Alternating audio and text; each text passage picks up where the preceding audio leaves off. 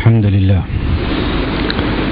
نحمده ونستعينه ونؤمن به ونتوكل عليه ونعوذ بالله من شرور أنفسنا ومن سيئات أعمالنا من يهده الله فلا مضل له ومن يضلله فلا هادي له اللهم لك الحمد كما ينبغي لجلال وجهك وعظيم سلطانك اللهم لا نحصي ثناء عليك أنت كما أثنيت على نفسك ولك الحمد حتى ترضى وصلى الله وسلم على سيدنا محمد وعلى آله وأصحابه ومن اهتدى بهديه وجاهد في سبيله إلى يوم الدين أيها الناس أوصيكم عباد الله بتقوى الله فأعوذ بالله من الشيطان الرجيم بسم الله الرحمن الرحيم وعد الله الذين آمنوا منكم وعملوا الصالحات ليستخلفنهم في الأرض كما استخلف الذين من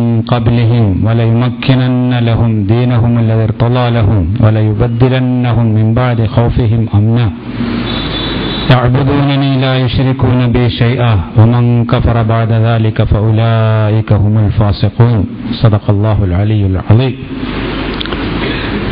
ബഹുമാന്യരായ സഹോദരി സഹോദരന്മാരെ, അല്ലാഹു സുബ്ഹാനഹു വ തആലയുടെ വിധിവിലക്കുകൾ പാലിച്ചുകൊണ്ട് അവനെ ഭയന്നുകൊണ്ട് ജീവിക്കണമെന്ന് ആദ്യമായി ഓർമ്മപ്പെടുത്തുകയാണ്. മുഹമ്മദ് മുസ്തഫ സല്ലല്ലാഹു അലൈഹി വസല്ലമയുടെ ജീവിതത്തെയും ചരിത്രത്തെയുമാണ് നാം പഠിച്ചുകൊണ്ടിരിക്കുന്നത്. വളരെ ആഴ്ചകളായി പ്രസ്തുത വിഷയത്തെ സംബന്ധിച്ച്, തിരുമേനിയുടെ ജീവിതത്തിന്റെ വിവിധ വശങ്ങളെ സംബന്ധിച്ച് നമ്മൾ സംസാരിച്ചുകൊണ്ടും വിശദീകരിച്ചുകൊണ്ടും വരികയാണ്. ഇൻഷാ അല്ലാഹ് ഈ ആഴ്ചയും അടുത്ത ആഴ്ചയുമായി ആ വിഷയം അവസാനിപ്പിക്കണമെന്നാണ് കരുതുന്നത്. അല്ലാഹു അനുഗ്രഹിക്കുമാറാകട്ടെ. പ്രവാചകൻ സല്ലല്ലാഹു അലൈഹി വസല്ലം മക്കയിൽ അല്ലാഹുവിന്റെ ദീനുമായി വന്നപ്പോൾ അതിന് വലിയ ഭാവിയൊന്നും ആരും പ്രതീക്ഷിച്ചിരുന്നില്ല. പല തരത്തിലുള്ള കാറ്റുകളെയും പോലെ ഒരു കാറ്റായി ഇതും കുറച്ചു കാലം നിലനിൽക്കും, പിന്നെ അവസാനിക്കും എന്നാണ് പ്രതീക്ഷിക്കപ്പെട്ടിരുന്നത്. പക്ഷെ അള്ളാഹുവിന്റെ ദീൻ അവൻ നിലനിർത്തുന്നതിന് വേണ്ടിയാണ് പ്രവാചകനെ നിയോഗിച്ചത്. ഹുവല്ലദി അർസല റസൂലഹു ബിൽ ഹുദാ വ ദീനിൽ ഹഖ് ലിയുദ്ഹിറഹു അലദ്ദീനി കുല്ലിഹി വലൗ കരിഹൽ മുശ്രികൂൻ. അല്ലാഹു ഈ സത്യദീനുമായി തന്റെ പ്രവാചകനെ നിയോഗിച്ചത് മറ്റുള്ള എല്ലാറ്റിനേക്കാളും ഇതിനെ മികച്ച് നിലനിർത്തുന്നതിന് വേണ്ടിയാണ്, സ്ഥാപിക്കുന്നതിന് വേണ്ടിയാണ്. അത് മറ്റുള്ളവർക്കൊക്കെ ഇഷ്ടക്കേടുണ്ടാക്കിയാലും അവർക്കാർക്കും അതിൽ സംതൃപ്തിയില്ല എങ്കിലും അല്ലാഹു സുബ്ഹാനഹു വ തആല പരിശുദ്ധ ഖുർആനിൽ ആ കാര്യം വ്യക്തമാക്കിയിട്ടുണ്ട്. ഓരോ സന്നിഗ്ധ ഘട്ടങ്ങളിലും പ്രതികൂല സാഹചര്യങ്ങളിലും ഇത് ഇപ്പോൾ അവസാനിച്ചു എന്ന് തോന്നുന്ന പല അനുഭവങ്ങളും ഉണ്ടായി. വിശ്വാസികളെ സംബന്ധിച്ചിടത്തോളം സ്വൈരമായി സ്വാതന്ത്ര്യത്തോടുകൂടി ഒന്നും ചെയ്യാനുള്ള സാഹചര്യം ഇല്ല. ഒരു സ്വസ്ഥതയോടുകൂടി കിടന്നുറങ്ങാൻ പോലും സാധ്യമല്ലാത്ത പല സാഹചര്യങ്ങളും ഉണ്ടായി. അപ്പോഴെല്ലാം തിരുമേനി സല്ലല്ലാഹു അലൈഹി വസല്ലമക്ക് തന്റെ നാഥൻ നൽകിയ വാഗ്ദാനത്തിൽ ഉറച്ച വിശ്വാസമുണ്ടായിരുന്നു. ഇത് തീർച്ചയായും വിജയിച്ച് അതിന്റെ വെന്നിക്കൊടി പറത്തും എന്ന് നബി സല്ലല്ലാഹു അലൈഹി വസല്ലം തിരുമേനി അല്ലാഹു സുബ്ഹാനഹു വ തആലയിൽ നിന്നുള്ള അറിവിന്റെ അടിസ്ഥാനത്തിൽ ഉറച്ചു വിശ്വസിക്കുമായിരുന്നു. അതുകൊണ്ടാണല്ലോ മക്കയിൽ നിന്ന് മദീനയിലേക്ക് ഹിജ്റ പോകുന്ന സന്ദർഭത്തിൽ സുറാഖത്ത് ബിൻ മാലിക്കിനോട് പറഞ്ഞത്, ഈ ദീനിന്റെ ശക്തിയും അതിന്റെ പ്രതാപവും സ്ഥാപിതമാവുക തന്നെ ചെയ്യും. കിസ്റായുടെയും കൈസറിന്റെയും ഒക്കെ അവരുടെ വളകളും അവരുടെ സിംഹാസനങ്ങളുമൊക്കെ തകർന്ന് ഈ ദീനിന്റെ അനുയായികളുടെ കയ്യിൽ അത് വന്നുപെടും എന്ന് റസൂൽ തിരുമേനി സല്ലല്ലാഹു അലൈഹി വസല്ലം പറഞ്ഞു. ഖന്തഖ് യുദ്ധത്തില് വളരെ പ്രതികൂലമായ സാഹചര്യത്തിൽ പുറത്തിറങ്ങാൻ പോലും നിവൃത്തിയില്ലാത്ത ഭയപ്പാടോടുകൂടി കഴിഞ്ഞുകൂടിയ സാഹചര്യത്തിൽ മദീനയുടെ ചുറ്റും കിടങ്ങു കുഴിച്ചുകൊണ്ടിരിക്കുമ്പോൾ വലിയ പാറക്കല്ലിൽ തട്ടി ആ പാറക്കല്ല് പൊട്ടിക്കാൻ സാധ്യമല്ലാതെ അനുയായികൾ പകച്ചു നിൽക്കുമ്പോൾ ആ പിക്കാസ് വാങ്ങിക്കൊണ്ട് പ്രവാചകൻ തിരുമേനി സല്ലല്ലാഹു അലൈഹി വസല്ലം ആ പാറക്കല്ല് തച്ചുടക്കുന്നുണ്ട്. ഓരോ ശക്തിയായ രീതിയിൽ ആ പാറക്കല്ലിന്മേൽ അടിക്കുമ്പോഴും അതൊക്കെ ഒരു പ്രതീകാത്മകമാണ് എന്നും കിസ്റായുടെയും കൈസറിന്റെയും കൊട്ടാരങ്ങളുടെ തകർച്ചയാണത് സൂചിപ്പിക്കുന്നത് എന്നും ഈ പിക്കാസിന്റെ വെളിച്ചത്തിൽ പാറക്കല്ലുമായി അത് കൂട്ടുമുട്ടുമ്പോൾ ഉണ്ടാകുന്ന തീപ്പൊരിയിൽ ആ പ്രകാശത്തിൽ കിസ്റയുടെയും കൈസറിന്റെയും കൊട്ടാരങ്ങൾ എനിക്ക് കാണിക്കപ്പെട്ടു എന്നൊക്കെ പ്രവാചകൻ തിരുമേനി സല്ലല്ലാഹു അലൈഹി വസല്ലം സഹാബത്തിന് വിശദീകരിച്ചു കൊടുക്കുന്നുണ്ട്. അപ്പൊ അങ്ങനെയുള്ള സാഹചര്യത്തിലും ഈ ദീന് പൂർണ്ണമായി സ്ഥാപിതമായി നിലനിൽക്കും എന്ന പ്രത്യാശ പ്രവാചകൻ തിരുമേനി സല്ലല്ലാഹു അലൈഹി വസല്ലമക്കുണ്ടായിരുന്നു. സഹാബ കിറാമിനെ നബി സല്ലല്ലാഹു അലൈഹി വസല്ലം അത് അറിയിക്കുകയും ചെയ്തിട്ടുണ്ടായിരുന്നു. അതിന്റെ പുലർച്ചെയാണ് ഈ ഹിജറ 8-ാം വർഷം അല്ലെങ്കിൽ 9-ാം വർഷം ആകുന്നതോടുകൂടി നമുക്ക് കാണാൻ സാധിക്കുന്നത്. അറേബ്യയിലെ മിക്ക ഗോത്രങ്ങളും അവയുടെ ശക്തിയെല്ലാം തന്നെ തകരുകയോ നട്ടെല്ലൊടിയുകയോ ചെയ്തുകൊണ്ട് റസൂൽ തിരുമേനി സല്ലല്ലാഹു അലൈഹി വസല്ലമയുടെയും ഇസ്ലാമിന്റെയും ശക്തിയുടെ മുന്നിൽ പിടിച്ചു നിൽക്കാൻ സാധിക്കാതെ അടിയറവ് പറയുന്ന ഒരു സാഹചര്യമാണ് തബൂക്ക് യുദ്ധത്തെ തുടർന്നുകൊണ്ട് നമുക്കുണ്ടാകുന്നത്. ആ പരമ്പരയിലുള്ള ഏറ്റവും അവസാനത്തെ സമരമായിരുന്നു തബൂക്ക് യുദ്ധം എന്നും അതിനെ സംബന്ധിച്ചുള്ള വിശദാംശങ്ങളും കഴിഞ്ഞ ഖുതുബയിൽ നമ്മൾ വിശദീകരിക്കുകയുണ്ടായി. ഹിജറ 9-ാം വർഷമാകുമ്പോഴേക്കും പല ആളുകളും പല ഗോത്രങ്ങളും പല നേതാക്കന്മാരും അറേബ്യയുടെ പല ഭാഗങ്ങളിൽ നിന്നും മദീനയിലേക്ക് ഒഴുകാൻ തുടങ്ങുന്നു. ഏകദേശം 90-ലേറെ നിവേദക സംഘങ്ങൾ പല ഗോത്രങ്ങളെയും പല സമൂഹങ്ങളെയും പ്രതിനിധീകരിച്ചുകൊണ്ട് റസൂൽ തിരുമേനി സല്ലല്ലാഹു അലൈഹി വസല്ലമയുടെ അടുത്ത് വരികയും ഇസ്ലാമിനെ സംബന്ധിച്ച് മനസ്സിലാക്കുകയും പലപ്പോഴും സംവാദങ്ങളും ചർച്ചകളുമൊക്കെ ഈ വിഷയകമായി നടക്കുകയും ചെയ്തു എന്ന് ചരിത്രം നമുക്ക് വിശദീകരിച്ചു തരുന്നു. 2-3 ഉദാഹരണങ്ങളിലൂടെ ഏത് തരക്കാരായ ആളുകളായിരുന്നു വന്നിരുന്നത്, എങ്ങനെയായിരുന്നു അവരുമായി തിരുമേനി സല്ലല്ലാഹു അലൈഹി വസല്ലം സംവദിച്ചിരുന്നത്, അവരുമായി നടന്ന സംസാരങ്ങളുടെ വിഷയങ്ങൾ എന്തൊക്കെയായിരുന്നു എന്ന് നമുക്ക് മനസ്സിലാക്കാൻ സാധിക്കും. തായിഫ് പ്രദേശത്ത് നിലകൊണ്ടിരുന്ന വളരെ ശക്തമായ ഒരു ഗോത്രമാണ് സഖീഫ് ഗോത്രം. ഈ സഖീഫ് ഗോത്രം ഇസ്ലാമിലേക്ക് വരികയാണെങ്കിൽ അത് ഇസ്ലാമിന് വലിയ ഒരു ശക്തിയായിരിക്കുമെന്ന് പണ്ടേ റസൂൽ തിരുമേനി സല്ലല്ലാഹു അലൈഹി വസല്ലം കൊതിച്ചിരുന്നു. അതുകൊണ്ടാണല്ലോ തായിഫിലേക്ക് ഹിജറ പോയതും പോകാൻ വേണ്ടി തിരുമേനി സല്ലല്ലാഹു അലൈഹി വസല്ലം മദീനയിൽ പോകുന്നതിന് മുമ്പ് തായിഫ് എങ്ങനെയുണ്ട് എന്ന് പരിശോധിക്കാൻ വേണ്ടി തായിഫിലേക്ക് പോയ യാത്രയൊക്കെ നമ്മളുടെ സംസാരത്തിൽ വന്നതാണ്. അപ്പോൾ അവിടുത്തെ ആ സഖീഫ് ഗോത്രം ഒരു വലിയ ശക്തിയാണ്. അപ്പോൾ ആ സഖീഫ് ഗോത്രത്തിന്റെ നേതാവ് തിരുമേനി സല്ലല്ലാഹു അലൈഹി വസല്ലമയുടെ അടുത്തേക്ക് വരികയാണ് ഹിജറ 9-ാം വർഷം. തിരുമേനി സല്ലല്ലാഹു അലൈഹി വസല്ലമയുടെ അടുത്ത് വരുന്ന ഈ ഗോത്രത്തിന്റെ നേതാവ് അബ്ദിയാലീൽ ഇബ്നു അംർ എന്ന് പറയുന്ന അവരുടെ വലിയ നേതാവാണ്. 6 നേതാക്കന്മാരെയും കൂട്ടിയാണ് റസൂൽ തിരുമേനി സല്ലല്ലാഹു അലൈഹി വസല്ലമയുടെ അടുത്ത് ഈ സംഘം എത്തുന്നത്. വളരെ പ്രഗൽഭമതികളും യോഗ്യന്മാരും കാര്യനിർവഹണ ശേഷിയുള്ളവരും സമൂഹത്തിന്റെ അംഗീകാരമുള്ളവരുമൊക്കെ ആയ 5-6 ആളുകളെ കൂട്ടിയാണ് ഈ അബ്ദിയാലയിൽ വന്നിട്ടുള്ളത്. നബി സല്ലല്ലാഹു അലൈഹി വസല്ലം അവരെ വളരെയേറെ ആദരിക്കുകയും ബഹുമാനിക്കുകയും അവർക്ക് തിരുമേനിയുടെ പള്ളിയുടെ മദീനത്തെ പള്ളിയുടെ സമീപത്ത് തന്നെ താമസിക്കാനുള്ള സൗകര്യങ്ങളൊക്കെ ചെയ്തു കൊടുക്കുകയും ചെയ്തു. അവർ കുറെ ദിവസങ്ങൾ അവിടെ കഴിച്ചുകൂട്ടി. അതിനിടയിൽ മുസ്ലിമീങ്ങളുടെ നമസ്കാരം അവർ കാണുന്നു, ഖുർആൻ പാരായണങ്ങൾ കേൾക്കുന്നു. ഈ രീതിയിലുള്ള പല മുസ്ലിം സംസ്കാരവും മുസ്ലിമീങ്ങളുടെ ജീവിത രീതിയുമൊക്കെ മനസ്സിലാക്കാനുള്ള അവസരം റസൂൽ സല്ലല്ലാഹു അലൈഹി വസല്ലം അവർക്ക് ഉണ്ടാക്കി കൊടുക്കുന്നു. അങ്ങനെ റസൂൽ തിരുമേനി സല്ലല്ലാഹു അലൈഹി വസല്ലമയുമായി പല വിഷയങ്ങൾ സംസാരിക്കുകയും ഇസ്ലാമിന്റെ അടിസ്ഥാനപരമായ അധ്യാപനങ്ങൾ എന്തൊക്കെയാണ്, എങ്ങനെയാണ് ഒരാൾ ശരിയായ ഒരു മുസ്ലിമായി ജീവിക്കുക എന്നീ കാര്യങ്ങളെ സംബന്ധിച്ചൊക്കെ അവർ നബി സല്ലല്ലാഹു അലൈഹി വസല്ലമയോട് സംസാരിക്കുകയും ചെയ്യുന്നു. ആ ആളുകളുടെയും അന്നത്തെ കാലഘട്ടത്തിന്റെയും അവസ്ഥ നമുക്ക് മനസ്സിലാക്കാൻ ഉതകുന്ന രീതിയിലുള്ള സംസാരമായിരുന്നു അത്. അബ്ദുയാലിൽ വന്നുകൊണ്ട് തിരുമേനിയോട് പറയുകയാണ്, മുഹമ്മദേ, ഞങ്ങളുടെ ജനത യാത്ര ചെയ്യുകയും സഞ്ചരിക്കുകയും അങ്ങനെ നാട് വിട്ടുകൊണ്ട് ജീവിക്കുകയും ചെയ്യുന്ന ആളുകളാണ്. കുറേ കാലം കുടുംബത്തിൽ നിന്ന് മറ്റൊക്കെ മാറി നിൽക്കുന്ന ആളുകളാണ്.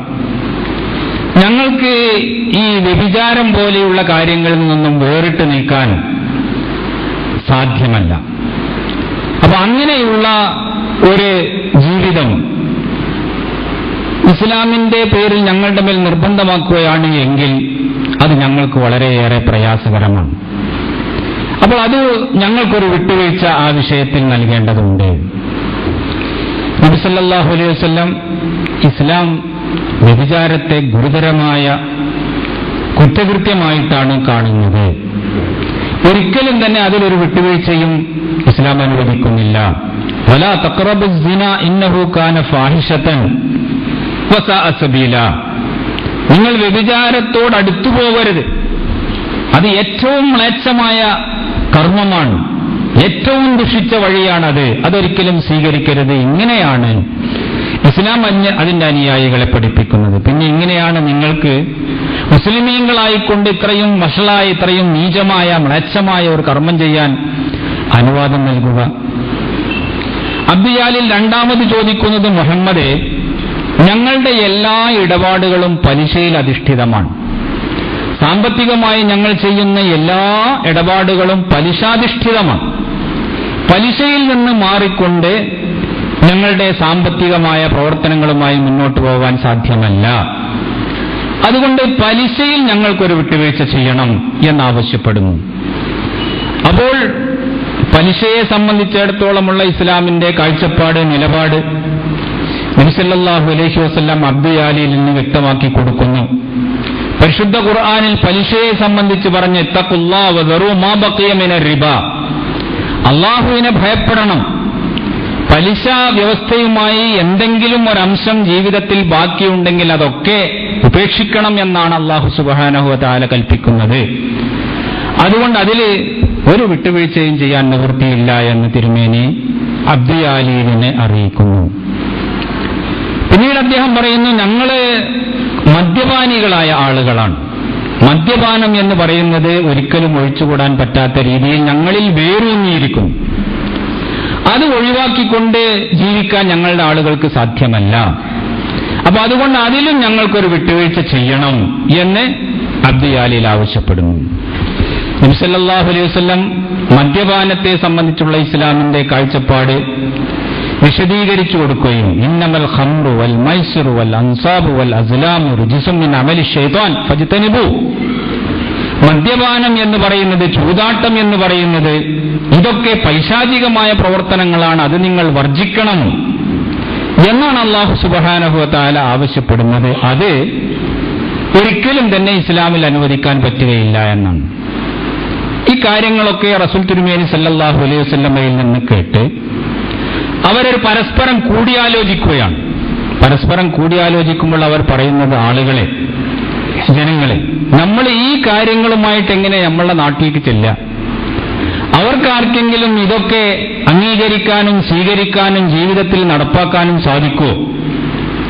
അപ്പോ അത് ഉപേക്ഷിച്ചുകൊണ്ട് ജീവിക്കാമെന്നുള്ള ഒരു ഉടമ്പടിയുടെ അടിസ്ഥാനത്തിൽ, ഒരു ധാരണയുടെ അടിസ്ഥാനത്തിൽ നമ്മൾ നാട്ടിലേക്ക് പോയാൽ നമ്മളുടെ ആളുകൾക്ക് അതൊന്നും അംഗീകരിക്കാൻ സാധിക്കുകയില്ല, അവരതിന് കിട്ടുകയുമില്ല എന്നുള്ള സംസാരങ്ങൾ അവർ നടത്തുന്നു. അപ്പോൾ അപ്പോൾ അവരുടെ ഇടയിൽ നിന്ന് തന്നെ ചില ആളുകൾ പറയുന്നു, ഇതുപോലെ തന്നെയായിരുന്നില്ലേ ഖുറൈശികളും, അവരുടെ ജീവിതവും ഇങ്ങനെയൊക്കെ തന്നെ ആയിരുന്നില്ലേ, അവരൊക്കെ മാറിയില്ലേ, അവരുടെ ജീവിതത്തിൽ അടിസ്ഥാനപരമായ മാറ്റങ്ങൾ വന്നില്ലേ, ഇനി നമുക്കും ഇതല്ലാതെ വേറെ രക്ഷയില്ല, അപ്പൊ അതുകൊണ്ട് ഇത് അംഗീകരിക്കാതെ തരമില്ല എന്നുള്ള രൂപത്തിലുള്ള അഭിപ്രായങ്ങൾ അവർക്കിടയിൽ തന്നെ ഉത്ഭവിക്കുന്നു. വീണ്ടും റസൂൽ സല്ലല്ലാഹു അലൈഹി വസല്ലമയെ സമീപിച്ചുകൊണ്ട് നബി സല്ലല്ലാഹു അലൈഹി വസല്ലമയോട് അവർ പറയാണ്, മുഹമ്മദേ, ഏകദൈവത്വം ലാ ഇലാഹ ഇല്ലല്ലാഹ് എന്നൊക്കെ ഞങ്ങൾ സമ്മതിക്കാം, പക്ഷേ ഞങ്ങളുടെ ഒരു കുലദൈവമുണ്ട്, റബ്ബ എന്ന് പറയുന്ന ഒരു കുലദൈവമുണ്ട്. ഈ കുലദൈവത്തെ ഒരു 3 കൊല്ലം കൂടി നിലനിർത്താനും ആരാധിക്കാനുമുള്ള ഒരു സ്വാതന്ത്ര്യം ഞങ്ങൾക്ക് അനുവദിക്കണം. റസൂൽ തിരുമേനി സല്ലല്ലാഹു അലൈഹി വസല്ലം അതിന് സാധ്യമല്ല, ഇത് ലാ ഇലാഹ ഇല്ലല്ലാഹ് എന്നതിൽ ഒരു വിട്ടുവീഴ്ചയുമില്ലാത്ത, ഒരു തരത്തിലുള്ള നീക്കുപോക്കുമില്ലാത്ത ദീനാണ്, അതിന്റെ അടിസ്ഥാനം തന്നെ ലാ ഇലാഹ ഇല്ലല്ലാഹയാണ്, അതിൽ വിട്ടുവീഴ്ച ചെയ്യാൻ നിവൃത്തിയില്ല. 3 കൊല്ലം പറ്റൂല എങ്കിൽ 2 കൊല്ലം അനുവദിക്കാമോ? 2 കൊല്ലവും ശരിയാവുകയില്ല. എന്നാൽ 1 കൊല്ലം അനുവദിക്കാമോ? ആ 1 കൊല്ലവും ശരിയാവുകയില്ല. അവസാനം 1 മാസം കൂടി ഞങ്ങൾ ആ കുലദൈവത്തെ പൂജിച്ചുകൊണ്ടും അംഗീകരിച്ചുകൊണ്ടും ഞങ്ങളുടെ ആ സമ്പ്രദായങ്ങളൊക്കെ നിലനിർത്തിക്കൊണ്ടും മുന്നോട്ട് പോകട്ടെ. ഒറ്റയടിക്ക് ആളുകളോട് അതിനെ കൈയൊഴിക്കണം എന്ന് പറഞ്ഞാൽ ആളുകൾക്കത് പ്രയാസമാണ്, ബുദ്ധിമുട്ടാണ്, അവർക്കത് അംഗീകരിക്കാൻ സാധ്യമല്ല. കാരണം അവരുടെ വിശ്വാസങ്ങളും അവരുടെ ധാരണകളുമൊക്കെ അതുമായി ബന്ധപ്പെട്ടാണ് കിടക്കുന്നത്. അതിന്റെ പൊരുത്തക്കേടുകളെ സംബന്ധിച്ചുള്ള ഭയം, അതിന്മേ തൊട്ടാലുണ്ടാകുന്ന ആപത്തുകളെ സംബന്ധിച്ച ആശങ്ക, ഇതൊക്കെ വളരെ ശക്തമാണ്. അപ്പൊ അതുകൊണ്ട് അതിലെന്തെങ്കിലും തരത്തിലുള്ള ഒരു നീക്കുപോക്കുകൾ നടത്തണം എന്ന് നബി സല്ലല്ലാഹു അലൈഹി വസല്ലമയോട് ആവശ്യപ്പെടുന്നു. റസൂൽ സല്ലല്ലാഹു അലൈഹി വസല്ലം ഒരു പിടി വിട്ടുകൊടുക്കുന്നില്ല, ആ കാര്യത്തിൽ ഒരു നീക്കുപോക്കുമില്ല. ലാ ഇലാഹ ഇല്ലല്ലാഹ് എന്നുള്ള ആ തൗഹീദിന്റെ ആദർശത്തിൽ ഒരു നീക്കുപോക്കുമില്ല. അവസാനമായി അവർ പറഞ്ഞു, എന്നാൽ ആ ബിംബത്തെ തകർക്കുന്നതിൽ നിന്ന് ഞങ്ങളെ ഒഴിച്ചു നിർത്താമോ? ഞങ്ങളുടെ കയ്യാൽ അതിനെ നശിപ്പിക്കുക എന്ന ആ സംഗതി വേണ്ട എന്ന് വെക്കാമോ? അത് റസൂൽ തിരുമേനി സല്ലല്ലാഹു അലൈഹി വസല്ലം സമ്മതിച്ചു കൊടുക്കുന്നു.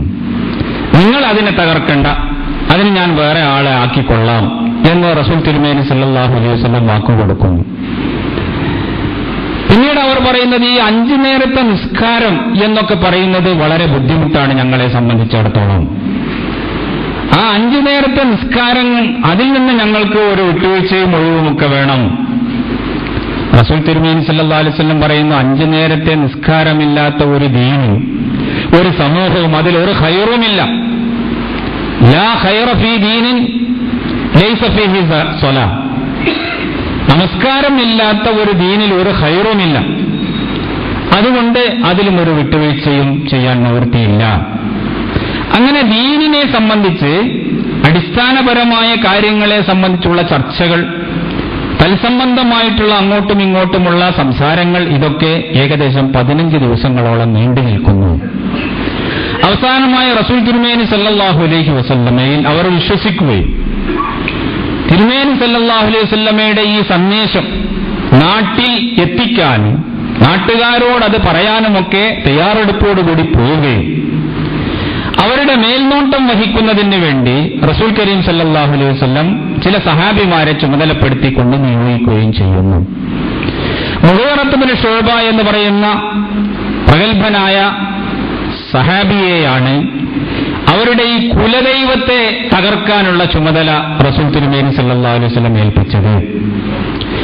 അങ്ങനെ മുഗീറത്ത് ബിൻ ശുഅബയും മറ്റ് ഏതാനും സഹാബിമാരുമൊക്കെ അവർക്കിടയിൽ ചെല്ലുകയും ദീനിനെ സംബന്ധിച്ചൊക്കെ പറഞ്ഞ് പരിചയപ്പെടുത്തി കൊടുക്കുകയും ഒക്കെ ചെയ്തു. എങ്കിലും ഈ ബിംബത്തെ തൊട്ടാൽ എന്തെങ്കിലും തരത്തിലുള്ള അപകടം സംഭവിക്കുക തന്നെ ചെയ്യും എന്ന ഉറച്ച വിശ്വാസം അവർക്കുണ്ടായിരുന്നു. മുഗീറത്ത് ബിൻ ശുഅബയും വളരെ രസികനായ ഒരാളായിരുന്നു. അദ്ദേഹം ഈ ബിംബത്തെ തകർക്കാൻ വേണ്ടി ചെന്ന് എല്ലാവരും ഉത്കണ്ഠയോടുകൂടി എന്താണ് സംഭവിക്കുന്നത് എന്ന് കാത്തിരിക്കുകയാണ്. അയാൾക്ക് സംഭവിക്കാൻ പോകുന്ന നാശത്തെ സംബന്ധിച്ച്, അപകടത്തെ സംബന്ധിച്ച് എല്ലാവരും പേടിച്ച് അരണ്ട് കഴിയുകയാണ്. ആ ദൈവത്തിന്റെ അല്ലെങ്കിൽ ആ ബിംബത്തിന്റെ പൂജാരികളായ ആളുകൾ അതിന്റെ ഭവിഷ്യത്തിനെ സംബന്ധിച്ച് മുന്നറിയിപ്പ് നൽകിക്കൊണ്ടിരിക്കുകയാണ്. മുഗീറത്ത് ഇബ്നു ശുഅബ നേരത്തെ പറഞ്ഞല്ലോ, അദ്ദേഹം രസികനായ ഒരു വ്യക്തിയായിരുന്നു. അദ്ദേഹം ഒരൊറ്റ പ്രഹരം ഇതിനെ ഏൽപ്പിക്കുകയും ഉടനെ തന്നെ അവിടെ വീണ് മാതിരി കിടക്കുകയും ചെയ്തു. അതോടുകൂടി ആളുകൾക്കൊക്കെ വളരെ സന്തോഷമായി. ഞങ്ങളുടെ ദൈവത്തെ തൊട്ടാൽ ഇങ്ങനെയായിരിക്കും എന്നുള്ള സംസാരങ്ങളും ആ രൂപത്തിൽ ഇദ്ദേഹത്തിന് എന്തോ അപകടങ്ങൾ പറ്റി അദ്ദേഹത്തിന്റെ കഥ കഴിഞ്ഞു എന്ന വിശ്വാസവുമൊക്കെ ആണ് അവർ ഇങ്ങനെ സംസാരിച്ച് പ്രകടിപ്പിക്കാൻ തുടങ്ങിയത്. ആ സന്ദർഭത്തിൽ മുഗീറത്ത് ഇബ്നു ശുഅബ എഴുന്നേറ്റ് നിന്നുകൊണ്ട്, എന്ത് വിഡ്ഢികളാണ് നിങ്ങൾ, ഈ കല്ലിനെ എന്തെങ്കിലും ചെയ്താൽ അതുകൊണ്ട് എന്തെങ്കിലും സംഭവിക്കുമോ? ഞാൻ അതിനെ ഇവിടെ നിന്ന് പിഴുതെറിയുകയാണ് എന്ന് പറഞ്ഞുകൊണ്ട് അതിന്റെ എല്ലാ അംശങ്ങളും അവിടെ നിന്ന് എടുത്തു മാറ്റുകയും റസൂൽ സല്ലല്ലാഹു അലൈഹി വസല്ലമയുടെ ഉത്തരവനുസരിച്ച് ആ പ്രദേശത്ത് അതേ സ്ഥലത്ത് ഒരു പള്ളി നിർമ്മിക്കുന്നതിനാവശ്യമായ പ്രവർത്തനങ്ങൾ നടത്തുകയും ചെയ്യുന്നു.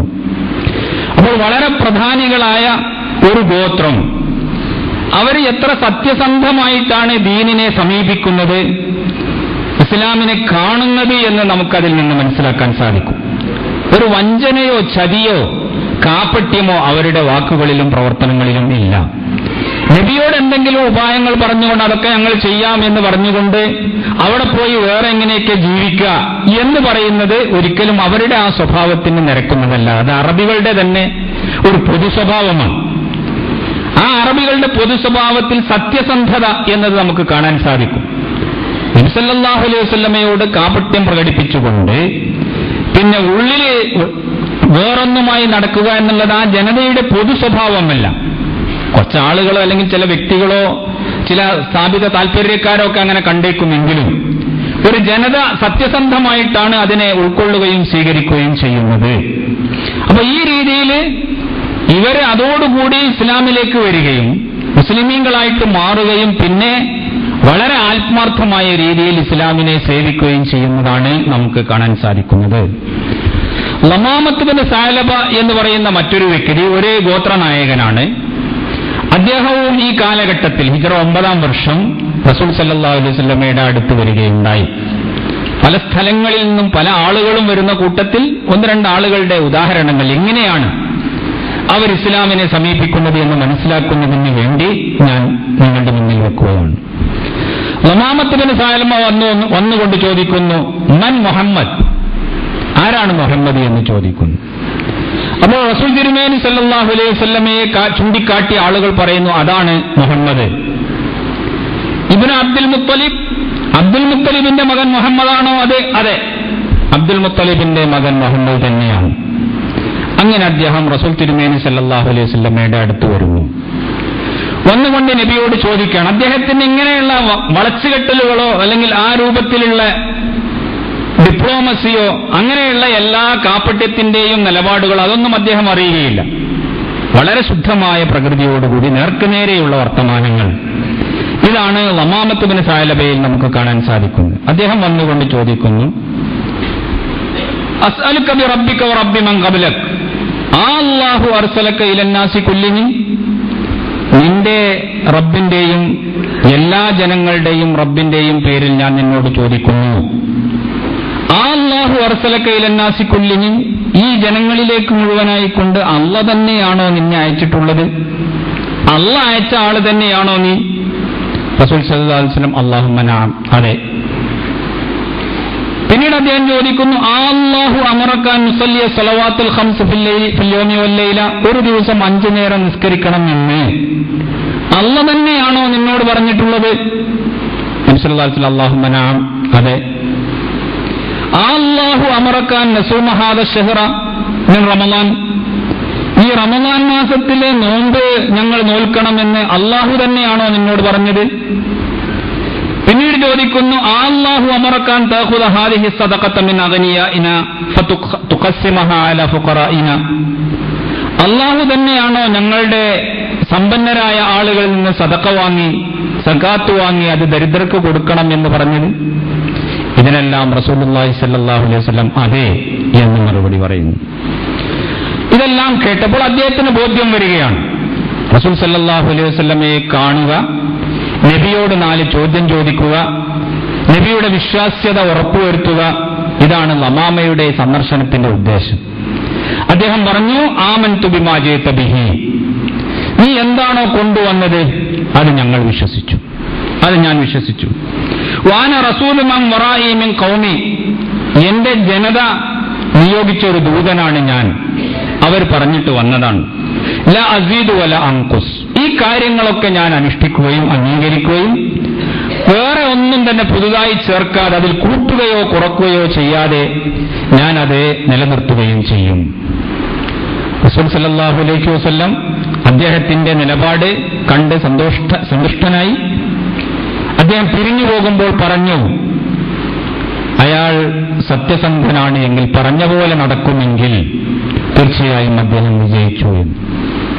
അപ്പൊ അതാണ് ഒരു വിഭാഗം ആളുകൾ റസൂൽ തിരുമേനി സല്ലല്ലാഹു അലൈഹി വസല്ലമയുടെ അടുത്ത് വരികയും തിരുമേനിയിൽ നിന്ന് ദീനിന്റെ അടിസ്ഥാനങ്ങൾ കേൾക്കുകയും ഒക്കെ ചെയ്തുകൊണ്ട് തിരിച്ചു പോകുന്നത് നമുക്ക് കാണാൻ സാധിക്കുന്നു. അവരുടെ ജനതയുടെ അടുത്തേക്ക് ചെന്നുകൊണ്ട് പിന്നെ ഇസ്ലാമിന്റെ പ്രചാരകന്മാരായി മാറുകയും ഉടനെ തന്നെ അവരുടെ ആ സമൂഹങ്ങൾ ഒന്നടങ്കം കൂട്ടം കൂട്ടമായി ഇസ്ലാമിലേക്ക് വരികയും ചെയ്യുന്ന അനുഭവങ്ങളാണ് നമുക്ക് കാണാൻ സാധിക്കുന്നത്. നജ്റാൻ എന്നുള്ള പ്രദേശത്ത് നിന്ന് ക്രിസ്ത്യാനികളായ ഒരു വിഭാഗം ആളുകളാണ് വന്നത്. സിറിയയുടെയും ലബനാനിന്റെയും പലസ്തീനിന്റെയും ഒക്കെ ആ പ്രദേശങ്ങളിൽ ധാരാളമായി ക്രൈസ്തവ ജൂത കുടുംബങ്ങൾ ഉണ്ടായിരുന്നു. നബി സല്ലല്ലാഹു അലൈഹി വസല്ലമയുടെ കാലഘട്ടത്തിലുമുണ്ട്, ഇന്നുമുണ്ട്. അപ്പൊ അവരിൽ നിന്ന് വലിയ ഒരു നിവേദക സംഘം, 60ഓളം ആളുകൾ വരുന്ന ഒരു വലിയ നിവേദക സംഘം റസൂൽ തിരുമേനി സല്ലല്ലാഹു അലൈഹി വസല്ലമയുടെ അടുത്ത് വന്നു. പല സന്ദർഭത്തിലും ഈ ചരിത്രം നമ്മൾ കേൾക്കുന്നതാണ്. അവർ വരുന്നു, അവരുടെ കൂട്ടത്തിൽ 3 വലിയ നേതാക്കന്മാർ, അവരുടെ പുരോഹിതനുണ്ട്, അവരുടെ രാഷ്ട്രീയ നേതാവുണ്ട്, അതുപോലെ തന്നെ അവരുടെ മൊത്തം കാര്യങ്ങളെല്ലാം തന്നെ നിർവഹിക്കുന്ന സാമൂഹിക നേതൃത്വങ്ങൾ വഹിക്കുന്ന ആളുകളുമുണ്ട്. അങ്ങനെ 3 പ്രധാനികളായ നേതാക്കന്മാരുടെ നേതൃത്വത്തിലാണ് ഈ നിവേദക സംഘം വന്നിട്ടുള്ളത്. അവർ മദീനയിൽ വന്ന് കുറേ ദിവസങ്ങൾ തന്നെ നബി സല്ലല്ലാഹു അലൈഹി വസല്ലമയുമായി കഴിച്ചുകൂട്ടുകയും ഇസ്ലാമിനെ സംബന്ധിച്ചും ക്രിസ്തുമതത്തെ സംബന്ധിച്ചുമൊക്കെ ഉള്ള സംവാദങ്ങൾ നടത്തുകയും ചെയ്യുന്നു. അവരുടെ പ്രാർത്ഥനയ്ക്ക് സമയമാകുമ്പോൾ അവർ മദീനത്തെ പള്ളിയിൽ റസൂൽ സല്ലല്ലാഹു അലൈഹി വസല്ലമയും സഹാബത്തും നമസ്കരിക്കുന്ന അതേ പള്ളിയിൽ വെച്ച് അവരുടെ മതാചാരങ്ങൾ അനുസരിച്ചുകൊണ്ട് നമസ്കരിക്കുന്നു, പിരിഞ്ഞു പോകുന്നു, മുസ്ലിമീങ്ങളാകുന്നില്ല. റസൂൽ സല്ലല്ലാഹു അലൈഹി വസല്ലമയോട് അവർ ചോദിക്കുന്നു, ഞങ്ങളുടെ ആരാധ്യനായ, അങ്ങേയറ്റം ഞങ്ങൾ ബഹുമാനിക്കുന്ന ഞങ്ങളുടെ യേശുക്രിസ്തുവിനെ ഒരു ദാസനായിക്കൊണ്ടും അടിമയായിക്കൊണ്ടും ദൈവത്തിന്റെ ദാസനായിക്കൊണ്ടുമാണോ താങ്കൾ പരിചയപ്പെടുത്തുകയും അങ്ങനെയാണോ താങ്കൾ വിശ്വസിക്കുകയും ചെയ്യുന്നത്? എങ്ങനെയാണ് ഒരു പിതാവില്ലാത്ത രീതിയിൽ ജനിച്ച അത്ഭുതാവഹമായ ജന്മത്തോടുകൂടി പിറന്ന ഈ ഒരു വ്യക്തിയെ നിങ്ങൾ കേവലം ഒരു മനുഷ്യനായിക്കൊണ്ട് കാണുന്നത് എന്നൊക്കെയുള്ള സംശയങ്ങൾ നബി സല്ലല്ലാഹു അലൈഹി വസല്ലമയുടെ മുന്നിൽ അവർ വെക്കുന്നു. അല്ലാഹുവിന്റെ പ്രവാചകൻ അവർക്ക് ഉത്തരം പറയുകയാണ്, ഇന്ന മസല ഈസ ഇൻദല്ലാഹി കമസലി ആദം. ഈസായുടെ ഉദാഹരണം അല്ലാഹുവിന്റെ അടുത്ത് ആദമിന്റെ ഉദാഹരണം പോലെയാണ്.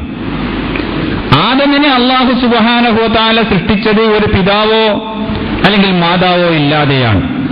ഇവിടെ ഒരു മാതാവ് ഉണ്ടല്ലോ, പിതാവ് മാത്രമല്ലേ ഇല്ലാത്തതുള്ളൂ. അപ്പോൾ ആദമിന്റെ സൃഷ്ടിയെ സംബന്ധിച്ച് അംഗീകരിക്കുകയും അത് അപ്രകാരമാണ് എന്ന് വിശ്വസിക്കുകയും ചെയ്യുന്ന ഒരു വിഭാഗത്തിന് ഈസാ നബി അലൈഹി ഇസ്ലാമയുടെ സൃഷ്ടിപ്പിൽ ഒരിക്കലും തന്നെ അത്ഭുതത്തിന് അവകാശമില്ല. ഖലഖഹു മിൻ തുറാബിൻ സുമ്മ ഖാല ലഹു കുൻ ഫയകുൻ. ആദമിനെ അല്ലാഹു സുബ്ഹാനഹു വ തആല മണ്ണിൽ നിന്നാണ് സൃഷ്ടിച്ചത്. ഈ രൂപത്തിലുള്ള സംവാദങ്ങൾ റസൂൽ തിരുമേനി സല്ലല്ലാഹു അലൈഹി വസല്ലമയും അവരുമായി നടക്കുന്നു. ഏതായിരുന്നാലും റസൂൽ സല്ലല്ലാഹു അലൈഹി വസല്ലമയിൽ വിശ്വസിക്കാൻ അവർ സന്നദ്ധരാകുന്നില്ല. നബി സല്ലല്ലാഹു അലൈഹി വസല്ലമയുടെ രാഷ്ട്രീയമായ നേതൃത്വം അംഗീകരിക്കാനും അങ്ങനെ അവർ നബിയുമായിട്ട് ഒരു ധാരണയിലെത്തുവാനുമാണ് അവർ തീരുമാനിക്കുന്നത്. അവരെ പ്രവാചകൻ മുഹമ്മദ് മുസ്തഫ സല്ലല്ലാഹു അലൈഹി വസല്ലം മുബാഹലക്ക് പോലും ക്ഷണിക്കുകയുണ്ടായി.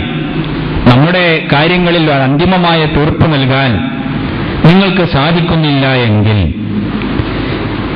ഞാൻ അള്ളാഹുവിന്റെ പ്രവാചകനാണെന്നും നിങ്ങൾ വിശ്വസിക്കുന്നത് തെറ്റാണെന്നുമുള്ള ആ ബോധ്യം ഇനിയും നിങ്ങൾക്കുണ്ടായിട്ടില്ല എങ്കിൽ ഫഖുൽ തആലൂ നദു അബ്നാഅനാ വഅബ്നാഅക്കും വനിസാഅനാ വനിസാഅക്കും വഅൻഫുസനാ വഅൻഫുസക്കും, നിങ്ങളുടെ കുടുംബങ്ങളെയും കുട്ടികളെയും ഒക്കെ നിങ്ങളും കൂട്ടുക, എന്റെ കുടുംബത്തെയും കുട്ടികളെയും ഒക്കെ ഞാനും കൂട്ടാം. സുമ്മ നബ്തഹിൽ, എന്നിട്ട് നമുക്ക് മുബാഹല നടത്താം. വനജഅൽ ലഅനത്തല്ലാഹ്, അള്ളാഹുവിന്റെ ശിക്ഷ നിഷേധികളായ ആളുകൾക്കുണ്ടാവട്ടെ എന്ന് നമുക്ക് പ്രാർത്ഥിക്കാം എന്നൊക്കെയുള്ള രീതിയിൽ നബി സല്ലല്ലാഹു അലൈഹി വസല്ലം അവരെ വെല്ലുവിളിക്കുന്നു. പക്ഷെ അവർക്ക് ഭയപ്പാട് അനുഭവപ്പെടുകയാണ്.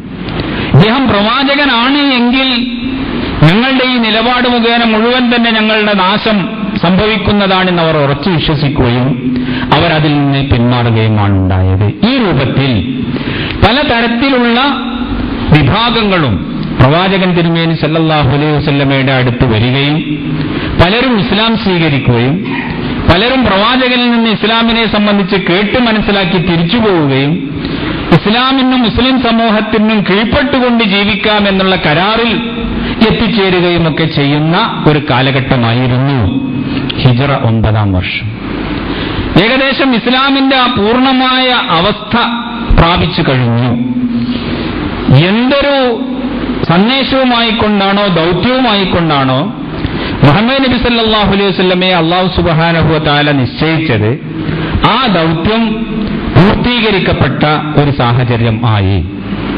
ആ ഘട്ടത്തിലാണ് പ്രവാചകൻ തിരുമേനി സല്ലല്ലാഹു അലൈഹി വസല്ലം ഞാൻ ഇനി അടുത്ത വർഷം ഹിജ്റ 10-ാം വർഷം ഹജ്ജിന് പോവുകയാണ് എന്ന് പ്രഖ്യാപിക്കുകയും തന്റെ കൂടെ ഹജ്ജ് ചെയ്യാൻ സന്നദ്ധരാകുന്ന ആളുകളൊക്കെ പോരാൻ തയ്യാറായിക്കൊള്ളട്ടെ എന്ന അറിയിപ്പ് തന്റെ അനുയായികൾക്ക് നൽകുകയും ചെയ്തത്.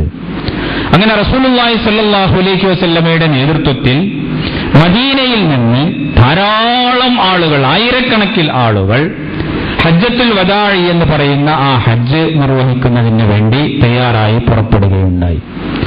വഴിയിൽ നിന്ന് മുസ്ലിം സമൂഹത്തിൽപ്പെട്ട ആളുകളൊക്കെ വഴിയിൽ നിന്ന് റസൂൽ തിരുമേനി സല്ലല്ലാഹു അലൈഹി വസല്ലമയുടെ കൂടെ കൂടുകയും ചെയ്തു. മുന്നിൽ നോക്കിയാലും പിന്നിൽ നോക്കിയാലും വലത്തേക്ക് നോക്കിയാലും പുറത്തേക്ക് ഇടത്തോട്ട് നോക്കിയാലും ഒക്കെ വമ്പിച്ച ഒരു ജനസാഗരം തന്നെ പ്രവാചകൻ സല്ലല്ലാഹു അലൈഹി വസല്ലമയുടെ കൂടെ ഈ ഹജ്ജ് നിർവഹണത്തിന് വേണ്ടി ഉണ്ടായിരുന്നു. ദുൽഖഅദ 25-നാണ് റസൂൽ സല്ലല്ലാഹു അലൈഹി വസല്ലം ഹജ്ജിന് വേണ്ടി പുറപ്പെട്ടത്. അങ്ങനെ ദുൽഖഅദ 25-ന് പുറപ്പെട്ട് ദുൽഹജ്ജ് ഒരു 4-5 ആകുമ്പോഴാണ് നബി സല്ലല്ലാഹു അലൈഹി വസല്ലം മക്കയിൽ എത്തിച്ചേരുന്നത്. മക്കയിൽ വന്ന് ഉംറ നിർവഹിക്കുകയും അവരുടെ കൂടെയൊക്കെ ബലിയറുക്കുന്നതിന് വേണ്ടിയിട്ടുള്ള മൃഗങ്ങളെയും കൊണ്ടുവന്നിട്ടുണ്ട്.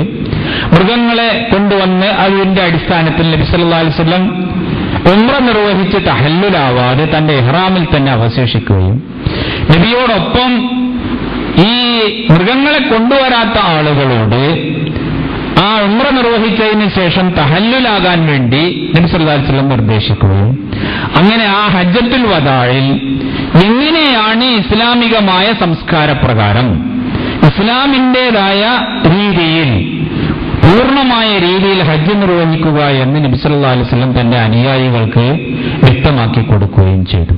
ഖുദൂ അന്നി മനാസികക്കും, എന്റെ കർമ്മങ്ങളൊക്കെ നോക്കി മനസ്സിലാക്കി ഇങ്ങനെയാണ് ഹജ്ജ് ശരിയായ ഇസ്ലാമിക രീതിയിൽ നിർവഹിക്കുക എന്ന് പഠിക്കുക എന്ന് തന്റെ അനുയായികളെ ഉണർത്തി.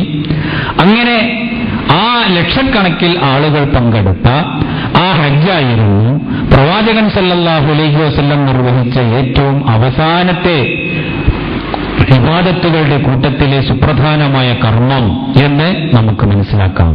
അല്ലാഹു സുബ്ഹാനഹു വ തആല തിരുമേനിയുടെ ജീവിതത്തെ മാതൃകയാക്കി മുന്നോട്ട് പോകുവാനും അല്ലാഹുവിന്റെ പൊരുത്തവും തൃപ്തിയും നേടിയെടുക്കാനും നമ്മെ